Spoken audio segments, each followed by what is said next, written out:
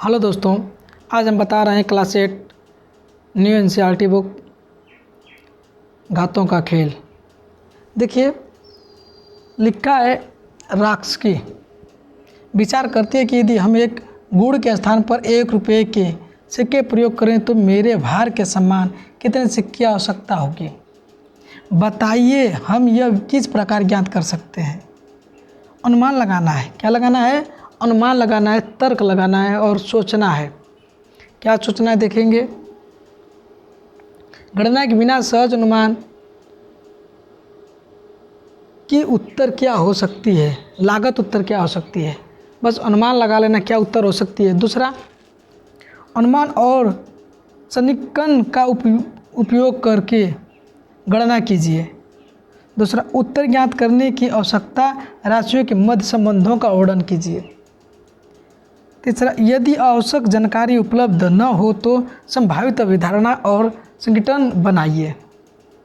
तीसरा, गणना करके उत्तर ज्ञात कीजिए एवं जांचिए कि आपका आकलन कितना सटीक है। तो करना कुछ नहीं, बस इस चैप्टर में पेज नंबर 34 में बस पढ़ना ही है। देखिए फिर कह रहा है, सिक्कों की संख्या सैकड़ों, हजारों, लाखों, करोड़ों या उससे भी अधिक होगी। सहज अनुमान लगाइए।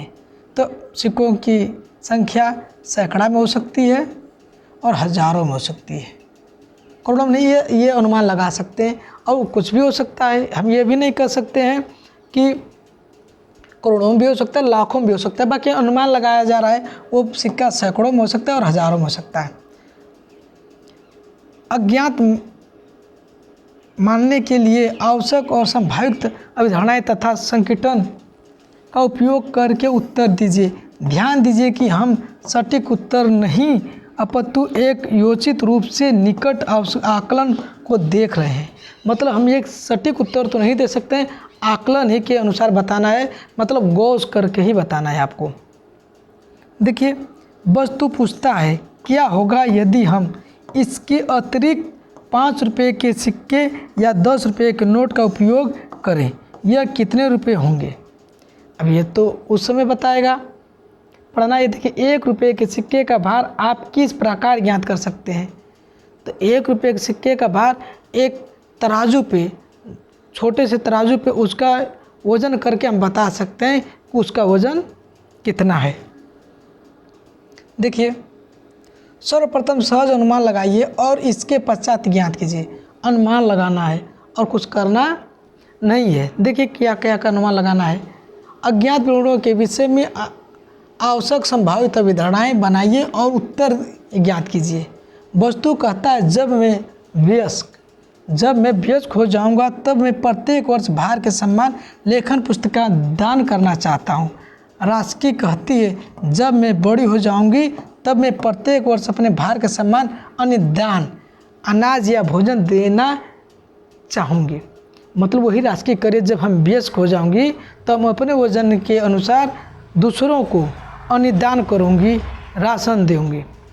बस गौसी करना है और इसमें कुछ करना नहीं है। देखिए राक्सकी और वसु के उपयुक्त प्रस्तावों से वर्ष ने कितने व्यक्तियों को लाभ हो सकता है। अब तो अनुमान लगा सकते हैं कि कितने व्यक्तियों को लाभ हो सकता है। हम तो ये नहीं भी कह सकते हैं 10 या 20, 50 कितनों को लाभ हो सकता है। गौर करना है। देखिए ज्ञात करने से पूर्व पुनः अनुमान लगाइए।